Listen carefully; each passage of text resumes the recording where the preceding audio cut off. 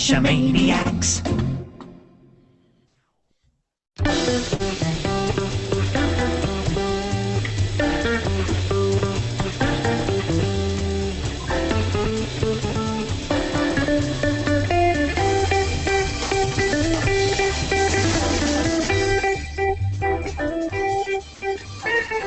GeoGearHeads. We're back to talk about tools for the trail. With this, the 63rd edition of the GeoGearHeads. For Daryl W4, I'm the bad cop. And we'll hope you'll get some tips on items to bring along with you as you go geocaching. We'd love to hear from you about your thoughts on great tools we might have missed, or perhaps how you're using some of those that we're going to mention here. You can always email those to us at geogearheads@cacheamaniacs.com, or leave us a voicemail message at 206-350-3647. We'll talk about those in an upcoming show, and we'll let you know what shows are coming. But first, Daryl, I've not even released my coin for the Gearheads 2013 Traveler Race, and I understand you've released replacements for the two you had vanish. Yeah, I did. I replaced both of those with new versions, the same coin, registered those. So I guess I technically now have 5 travelers in the race.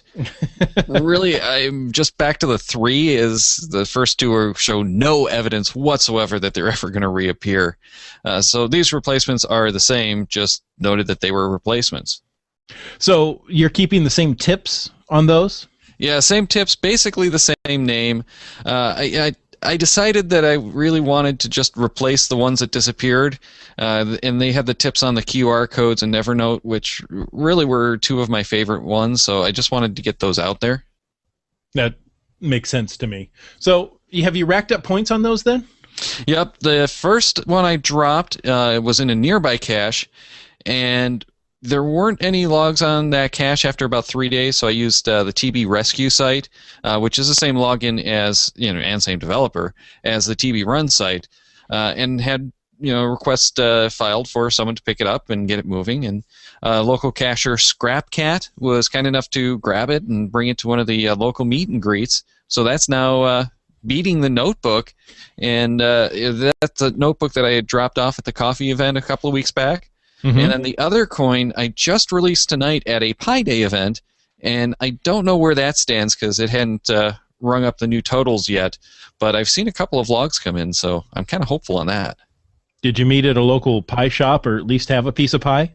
No pie. It was it kind of themed around the Pi Day thing with ice cream, and we had it at a local ice cream parlor. Nice. Nice. Now, I really need to get mine out there. There's a tip on mine that directly applies to tonight's show. Yeah, I know. I looked through all the travelers this weekend and enjoyed the tips. We've got some good ones, from basic reminders to some more advanced tips, and I recognize a few of those tips as being from the show. Now, are you planning on dropping that one at the block party? Well, I'll definitely have it at the block party, but I'm hoping to get it out far earlier than that. We've also had a couple of questions about scoring on the race, and it's pretty simple. A traveler earns a point for each unique log from a cacher. So discovery or moving the traveler counts for a point, as long as it's from a cacher who hasn't logged one before this. So where do we stand right now, Daryl?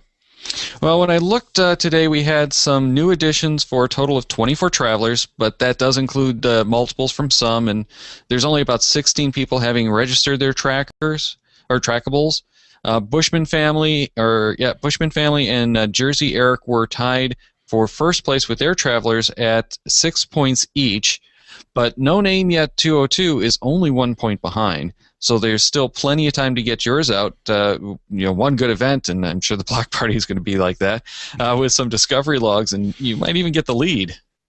What's funny is just this week, I got a log entry for my coins they discovered at the block party last August. They just logged them this week. So, you can you can wait a while and go ahead and record those. So maybe you've got people who haven't logged yours yet. Maybe, but I'm not going to count on it. The one cache is gone, so that one we're pretty sure is not there, and no one has logged, and no one remembers seeing another signature in the log of the one that went missing. So it looks like that one disappeared as well. Yeah, that's a shame. Let's talk for a moment. Let's change topics here. I notice I shifted topics without using a clutch. About the next 3 shows we're going to have. Next week, I'm really excited to have Veronica Belmont join us to talk about the future of location-based gaming. That's March 21st, 6:10 Pacific if you'd like to join us, or 9:10 Eastern. The following week, we'll do another randomized show.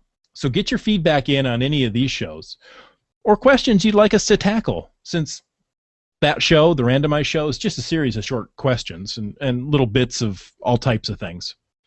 April 4th, we're talking about lights for geocaching with John Robb. He's been on our show before talking about the UV lights. I thought that was very interesting. So we've got some great shows coming up and many more in the works.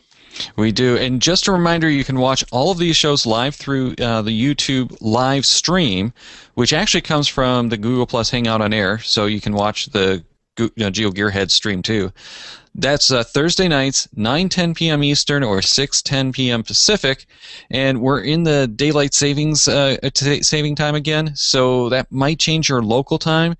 You'd have to check the conversion for your area, but as of tonight, we would have started Friday morning at, well, actually, we started a little late, so about 1:30 a.m. UTC.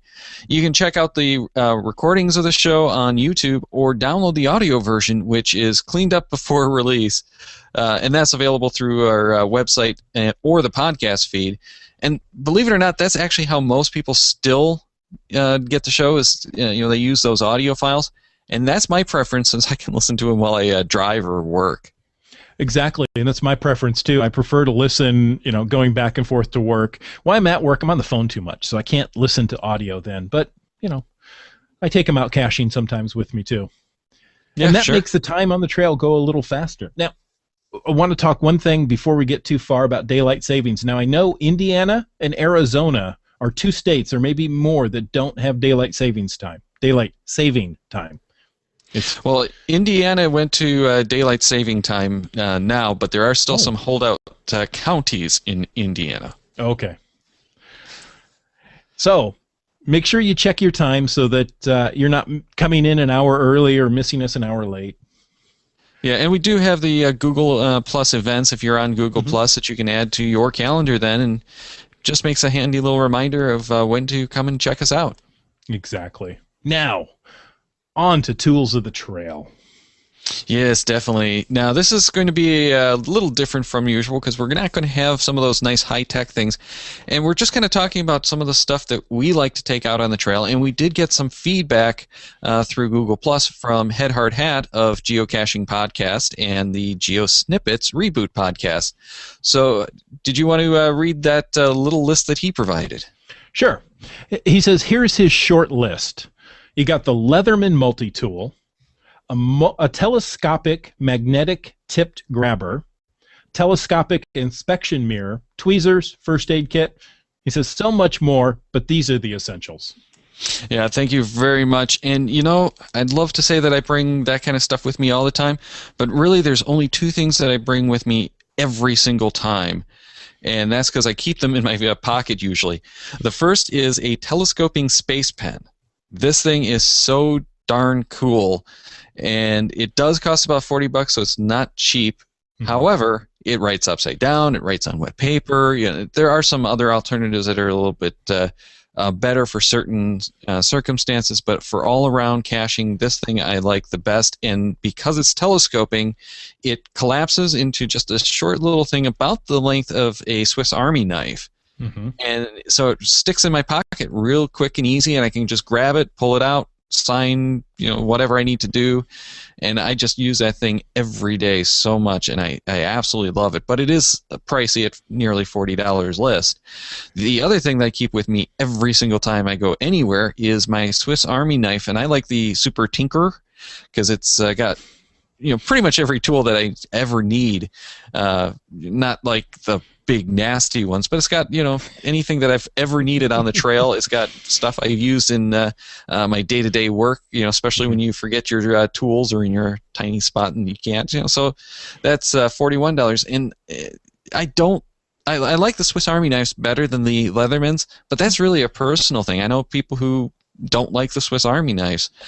I don't really want most of the Leatherman's type tools in my pocket, so that's why I go with the Swiss Army knife. And, well, let's face it, there was a TV show when I was growing up that kind of had a big impact where the main character was a big Swiss Army knife fan. I don't know who that could be. Yeah, I didn't think you would. I am a Leatherman fan.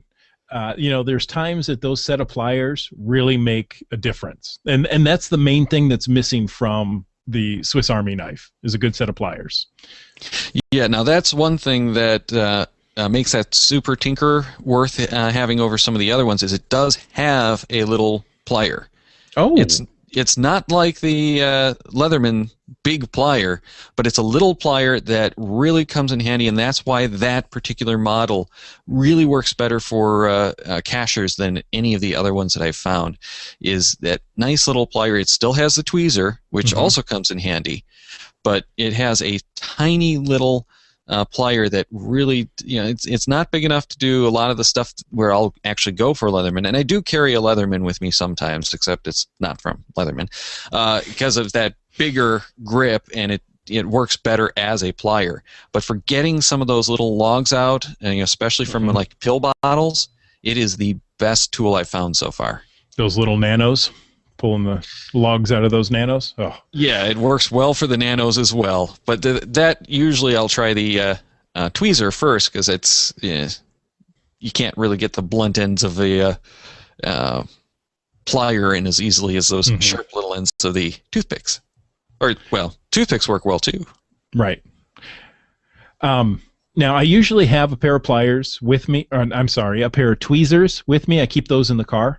And I only grab those if I know I'm going for a micro or a nano. If I'm going for a big one, I don't take them along with me. It just doesn't seem worth carrying all that extra weight. No. Well, yeah, that's a good point, though, is most of the time when I go caching anymore, I just go with whatever's on me. I'm not going on these big long hikes like I used to. I used to have, and I still do really, but I used to have that geocaching go bag that I grabbed anytime we went caching, and it just ended up staying in the car most of the time because I don't want to carry that thing around. So that's why having these few little important things with you all the time really works well, and keeping the space pen with me, so I have that item to write with in the Swiss Army knife, with the plier, with the tweezers. I have had to use a knife sometimes to cut things loose, especially in the ice and snow kind of stuff. That's most of what I need. So it does allow me to go out without having to carry the full bag, and that to me is really valuable. Right, and you're not strapping on some sort of Batman-like utility belt. Right, definitely. And I've seen people do that kind of stuff, and we all kind of do with the cell phones, the GPSs, and that kind of stuff. But I'm down to most of my caching is done with just a smartphone. I don't take the GPS out as much as I used to, especially on these quick little urban grabs. So I really only have 3 things for my caching in most cases now, and that's the smartphone, the pen, and the knife. Yep, and that's pretty much what I carry. Now, one thing you have on your list here is a Sharpie mini marker. Oh, I love those things. They're tiny, short little versions, and they are so nice for all kinds of situations. And especially when I was dropping a lot of the travelers, I used to like using that to mark which cache it was dropped into the very first time, because that's actually how we used to name them. So it's a nice, bold marker. And if you have some of the paper that, like the Write in the Rain, doesn't work on so well, it's great for that. It's great to help remark logbooks and that kind of stuff, especially if you go ahead and replace the logbook. It's a really nice small tool that you can keep with you all the time, because it's small. It fits into your pocket. I don't really recommend that, because we have had one of those explode in the pocket. Right. But if it will fit into any kind of small cash bag or whatever. What I do, and you'll be able to see this on the video, but not on the audio, because face it, it's audio. Is I put a little carabiner on my GPS as I go out, and I slip one of those mini markers, Sharpies, right onto it. They've got the hole in the end of it, slip it on there, and then I've got it with me as I'm going. I just can pull off and sign. I've got it with the GPS at all times. It's what I use all the time, and it's great. Yeah, Firefly actually used to have a space pen that she did exactly the same thing with. I can't remember the model. I want to say it was a Trekker, and I don't know that they still make it. But that was another great thing to do, is it all fit right on her GPS. The problem was if she lost her GPS, then it all went with the GPS. Right. Or she forgot it that day or whatever. That can happen. Yeah, the other thing that I really like for signing the logs is actually a rubber stamp, but I don't really like the very simple ones. If you go online, you can almost always find, for not a whole lot of money, I think I spent less than $20 for any of the ones that I've ever picked up. You can find these places who will actually take your design and do it. So our rubber stamps have the logo either for the group, the MCCM, which is our group that we go caching with at the events and things like that, Motor City Cache Machine.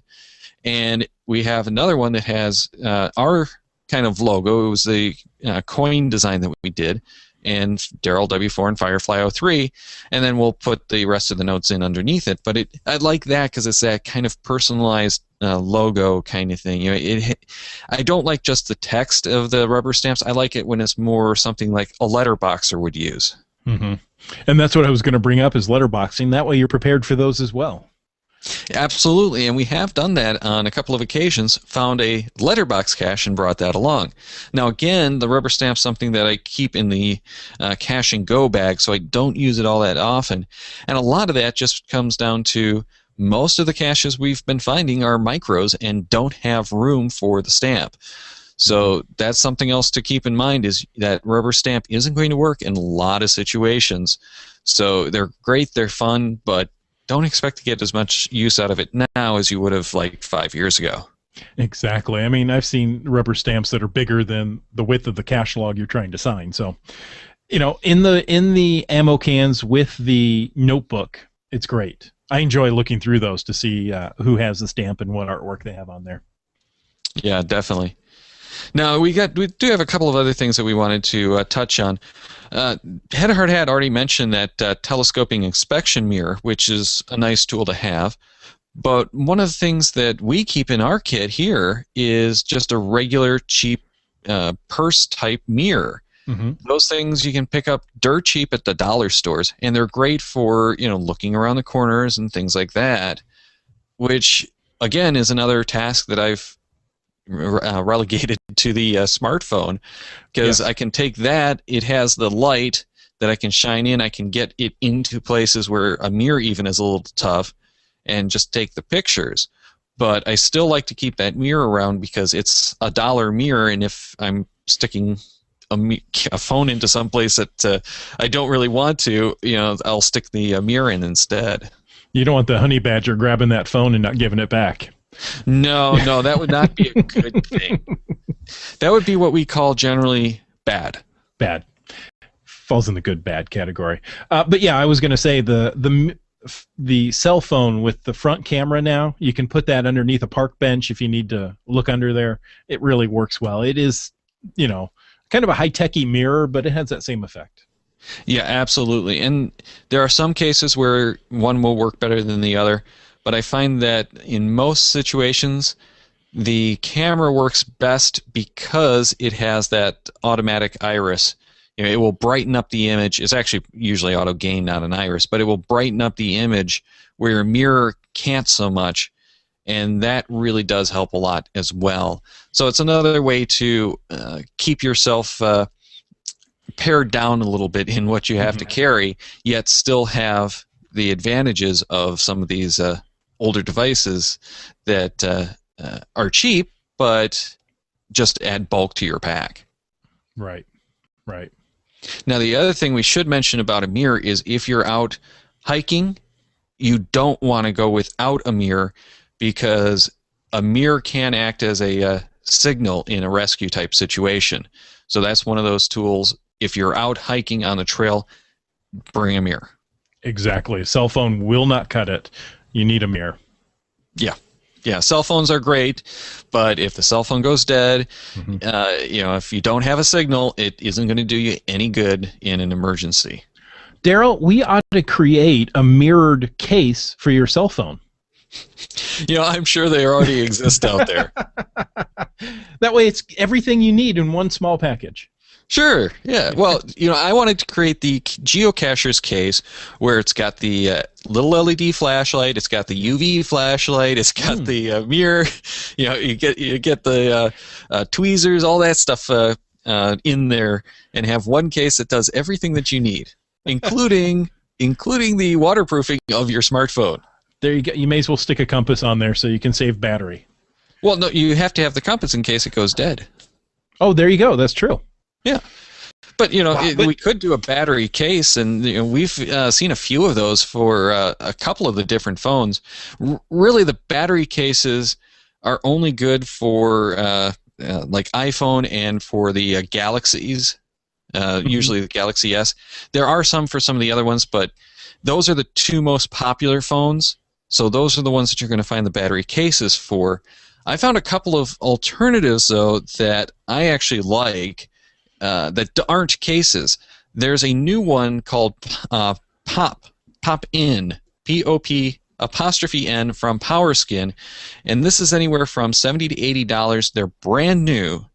They're really kind of freaky. I've only had mine for about 3 weeks, but it's just this thin slab battery with suction cups on the back so that you stick the thing to the back of your device, and then it's got a built-in kind of flexy U-shaped cable that has either USB micro or lightning connector. So this thing will work with your iPhone 5.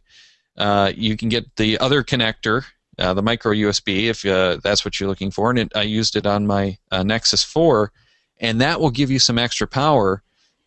And it's a little bit pricey, but I like the fact that it's something I can pop on, charge it up. I can still walk around without the cables and everything.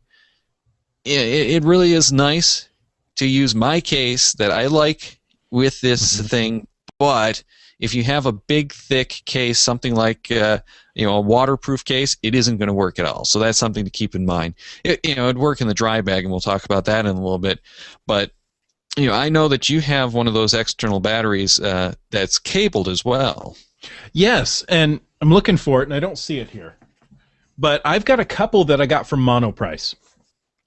The one that I carry around most is, I want to come up, say, 5,000 milliamp battery. So it's a big one. It's got 2 USB ports on it, one for 1 amp and the other one for 2.1. So you can charge an iPad with it. Yeah, or some of the bigger tablet devices, including the Nexus 7. Now, those are great, but if you're going out just for the little day hikes, they're a little bit beefy and heavy. And I've got some bigger ones too. There's like the 1800 that I have, and 2200 that I have as well. And those are great because they'll take you through like weekends. But for when I'm doing the simple little day trip kind of stuff, I've got one that I like a little bit better. Because it's small, it's thin, and it's light. It's the Energizer XP 2000A is a current version, and those are only about $40. So that's the most economical way to go, is these little packs that are tethered. It's just kind of obnoxious to run around with that power cord tethered to your phone. That's right. And one of the things I do is I use it, in between trips if I'm getting in and out of the car. At that point, yeah, you can plug it in. But if you're in the back seat and you don't have access to that cigarette lighter plug, having your own power with you is a really nice way to go for these cache trips with multiple people. Yeah, definitely. And we kind of wanted to touch a little bit, too, on the batteries and things for GPSs. And we talked about these way back in shows 1 and 2. So if you want a lot of detail on it, go for that. But I always like to carry a pair of because most of my GPSs take 2 AA batteries. I like to carry a pair of the lithium batteries from Energizer, because those things will last me a full day. If something dies, I can pop that in there, and I'm good for another day. Mm-hmm. And the lithiums actually are very, very light. Yeah, I love having the rechargeable NIMS, but they don't last as long, and they, even the low discharge don't have the shelf life of the lithiums. So when you're putting this into the pack, it's a good thing to have. But when I'm going to go out on the trail and do a lot of caching, I'll still sometimes use those NIMS. But like I said, I'm not really using my GPS much anymore. Right. Well, what I tend to do is take those NIMS, charge them up the night before, stick them in the pack. So they're going to last you throughout the day. They're not going to discharge in a day. Sure. And it's enough that if in an emergency, you can pop them in. Sure, yeah. But if you stick those lithiums in the pack, and just leave them there, that's your backup in case I forgot to charge them, or find out that your batteries didn't charge out on the trail. So it's something that you can pass off to someone else in the team who might have a battery problem of another kind. Exactly. Yeah, not remembering theirs. Yeah, not that I've ever had to do that. Okay, I have. Oh, these aren't as charged as I thought they were. And oops, I left the battery or the GPS on in the trunk while we drove that 2 hours to get here. And you don't want to give away your rechargeables. You'll let them borrow them for the day, but you want them back. The lithiums you can give away.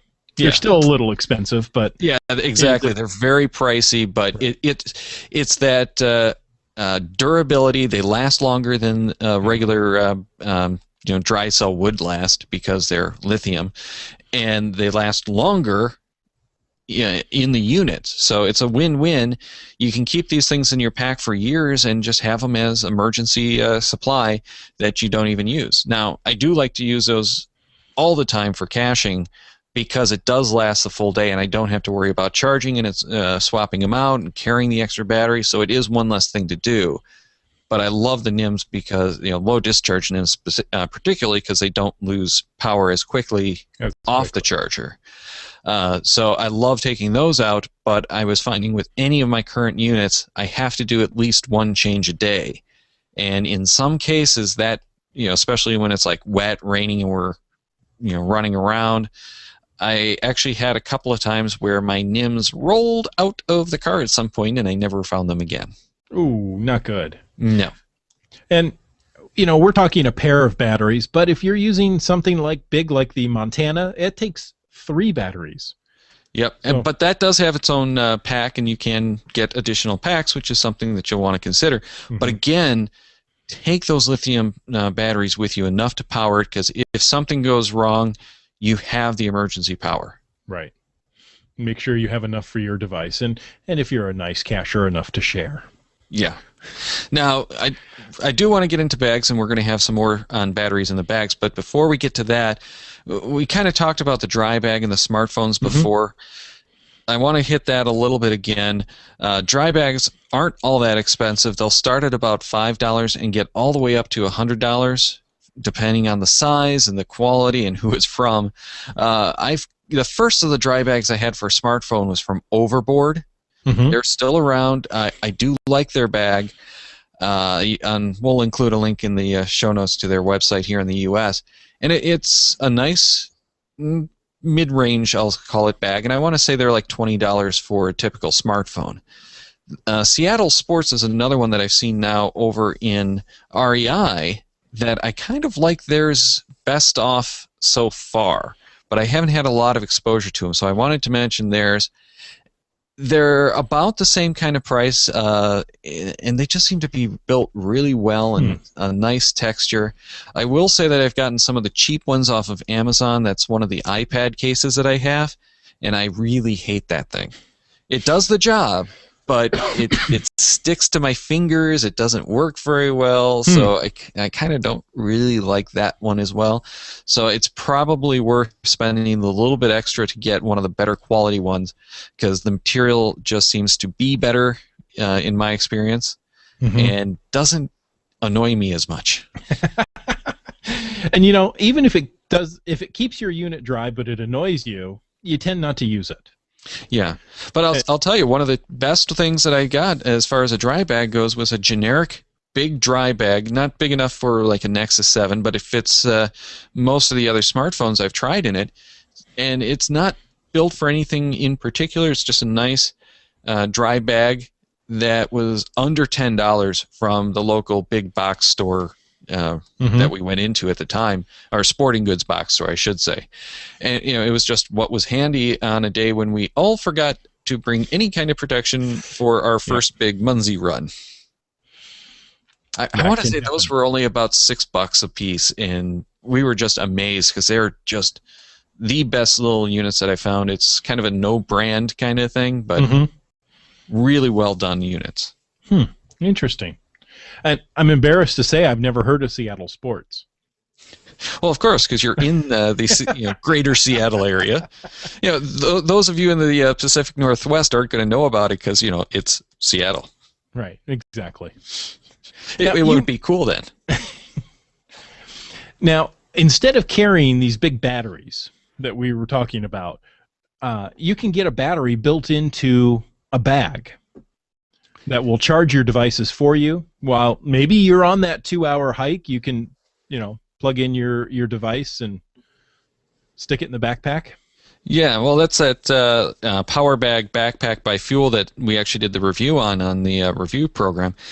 Those are a little pricey if you get the list price, but man, you can get some awesome deals on these things if you look hard enough. I've seen them as cheap as $30, I think it was. Wow. Yeah, that's one of those Groupon daily deal or something kind of sites that was doing it. But yeah, they list for about $140 for the Power Bag Backpack, and that has a 3,100 milliamp hour it's a 3,000 milliamp hour battery, which is enough to charge your iPhone a couple of times, and well, more like 1.5 depending on your iPhone. Right. It will charge things like the iPad, very important, because not just the iPad, but the Nexus 7. It charges anything that's got just a standard USB plug in the backpack. And I like the backpack for going out because it does have a little bit more room. It's that sling it over your back and go. I've got the messenger bag. It doesn't do too well on the hikes for me. I also had the sling, and that definitely didn't work well for hiking at all because it made my shoulder sore from being off balance, especially when you throw any kind of gear in there, really. So I like the backpack. There are some other ones out there, but check out the Power Bag review that we did, and you'll see a little bit more about that. And I really love that bag. I use it a lot just around town. I go walking a lot around town now, and it's the bag that I go everywhere with. And one of the tricks that I've done with the Nexus 7 and with the Nexus 4 when I go play Ingress, which sucks down battery like a hog, is actually tether with a cable into the backpack. So I'm using an optional 9,000 milliamp hour battery to assist in powering the Nexus devices as I go play Ingress. And I'll say that the Nexus 7 can't charge fast enough to play Ingress. So you will still lose power even when you're plugged in. So it's one of those, you got to tether to keep the thing running. You're not going to be able to charge it up as you're going. That amazes me that a device can consume more power than it can take in. Yeah. So you're plugging in, you're charging, but your battery's still slowly dropping. Yeah, definitely. Wow. Now, I did mention the messenger bag, and I do want to bring that up for just about anyone who's looking for just a nice cash bag. My Cash Go bag is a Timbuktu messenger bag, and I'm a big fan of the Timbuktu products. A lot of the bike messenger type people are going to know these products because they're just really built well. I had a Timbuktu laptop messenger bag that was my primary messenger bag for about 5, maybe 6 years. And it started to frail a little bit, and I emailed them. I said, hey, I know that you got this lifetime warranty, but it is kind of normal use. What's the situation? Oh, send it in. We'll give you the full credit, and you can just go and buy a new one. Wow. Oh, awesome. 6 years-ish, and I'm getting a brand new bag from Timbuktu. for what I kind of consider normal wear, and I really do think that they have some of the best quality stuff out there. And I've got this little messenger bag that I had picked up probably under $40. It's been on the trail, it's gotten dirty, but it's that ballistic nylon, so it wipes down really easy.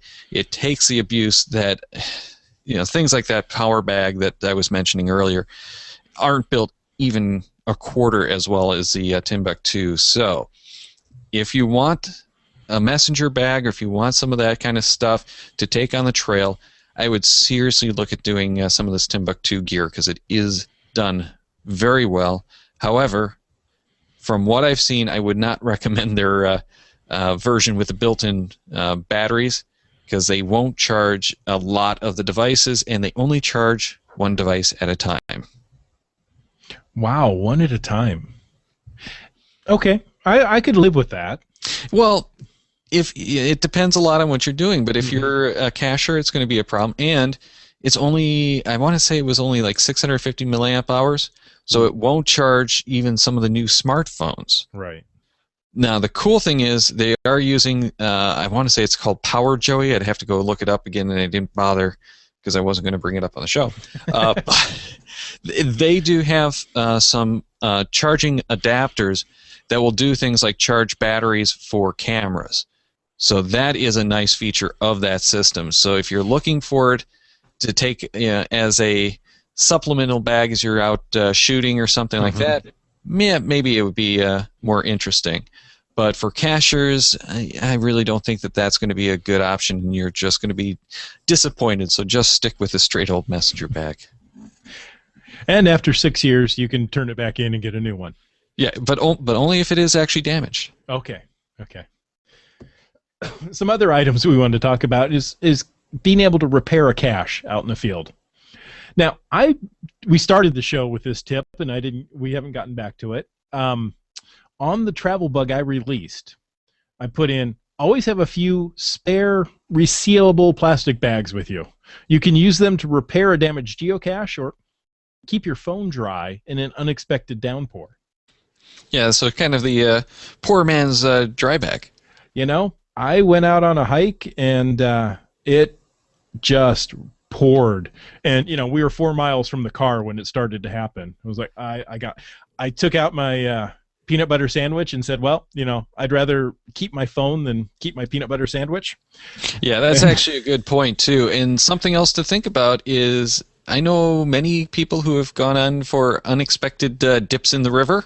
Yes. And it's another good situation. You take your wallet out and throw it into one of these. Even if you have the dry bag or whatever with you for the camera, if you have a Ziploc sandwich bag kind of thing, throw the wallet in there to keep it dry, and your car keys in a lot of cases, because those now have electronics in them. For that little remote. But you'll be surprised how many things in your wallet don't like water either. So yeah, it's nice to have extras with you for all kinds of situations, not just cache repair. But for cache repair, you're really going to want those, especially a lot of the caches I've seen around here lately can use that little TLC of a replacement log bag.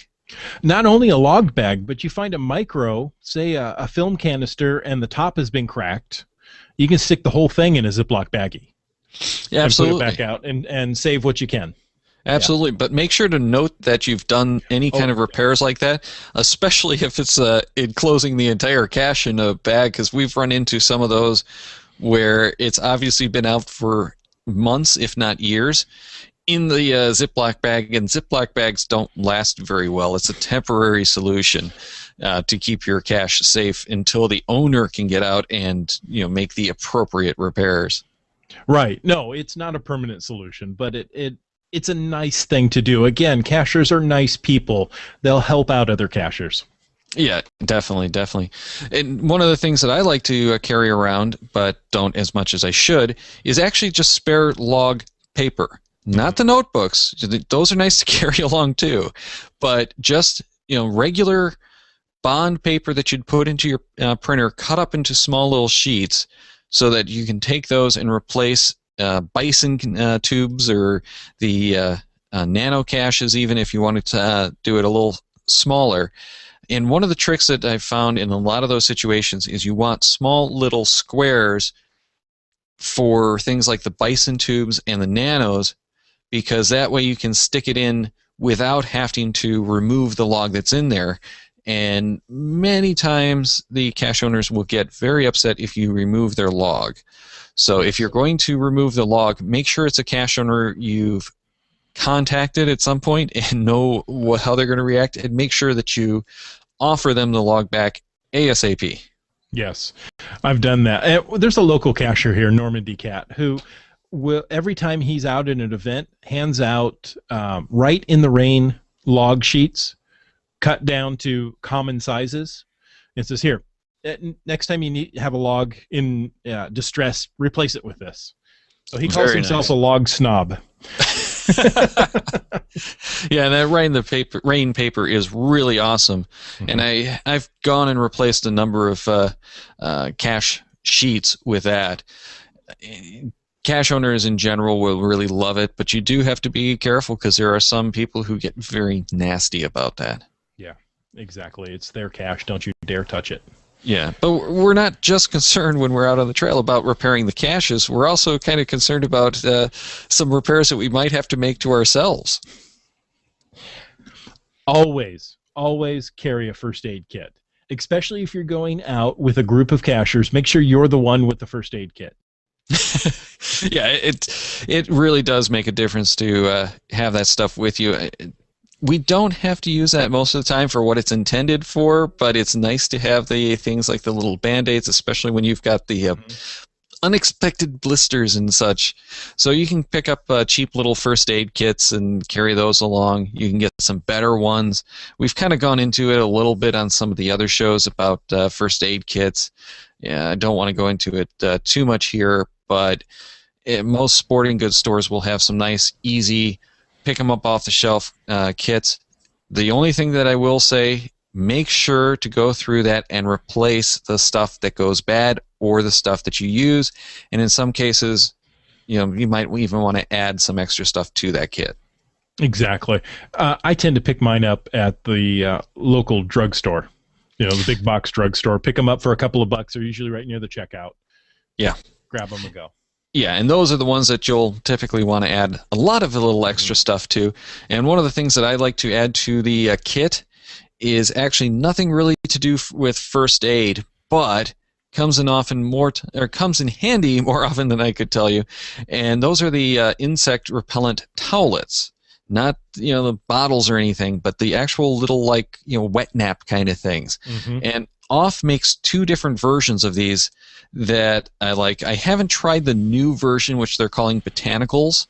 And the big thing about that one is it's DEET free. And we do know a few people who break out with DEET. So I like having that stuff around. And I don't like using DEET if I don't have to. For one, I've actually destroyed the crystal on watches, cheap watches, of course, because the DEET will eat plastic. And one of my buddies just chewed the back of his GPS up because he had DEET on his hands and grabbed the back of his GPS without thinking about it. And so all of that nice rubbery stuff on the back just became this gooey power. Yeah. So it's nice to have the DEET free if you can avoid using the DEET, but they do make it with 25% DEET, which they call the Deep Woods Insect Repellent. Mm-hmm. Those things will take care of more bugs and will also allow you to destroy anything plastic that you touch. And, I like the Deep Woods Repellent. I mean, if you're going to use it, and you need it, that's the one to go for. And I send those with my kids when they go off to camp. Yeah, and the thing with the towelettes are they're so convenient. They're not going to spill or anything unless you tear open the container. Then you might get some stuff contaminated. But it's not like carrying around those bottles. They do very nice job of just quickly, there's bugs. Okay, done. Exactly. And you have to carry around the towelette until you can find a trash can or something, which also is something we should have mentioned, is just bring like a grocery plastic bag along so that you have it for Cedo and that kind of stuff. Exactly. Good point. Now another kind of thing that I like to have for my first aid kit is something that I use all too often when I don't have the insect repellent on before I go in the woods, and that's the Benadryl Extra Strength Itch Relief Stick. It's like a little pen that you can just use to dab on those insect bites, any kind of rashes, that kind of stuff. And more often than I care to share, I've had to use that.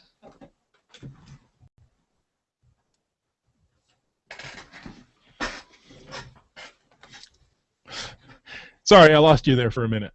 Oh, no. Okay. Well, we're back again.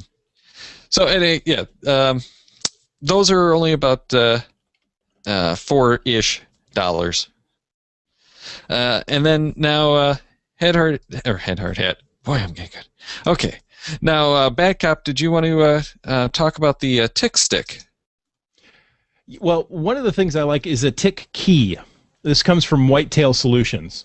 It is a little, it kind of looks like a modified bottle top opener, but it's designed to slide over the tick and pull that out and remove the head of the tick at the same time.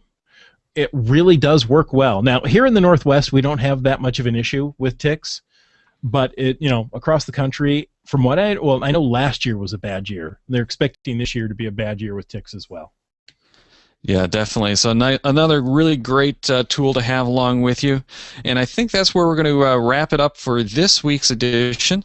So make sure to come back and check us out next week as we talk with Veronica Belmont about the future of location-based gaming. And you can check out the show notes and much, much more on our website at cachemaniacs.com. And you can listen. We love hearing from our listeners, so leave us feedback by calling 206-350-3647, by emailing geogearheads@cachemaniacs.com, or through social media.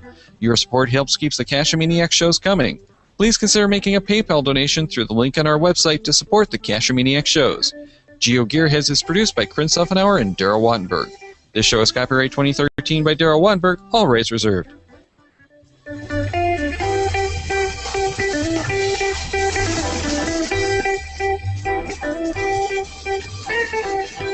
Cash with a Cachemaniacs.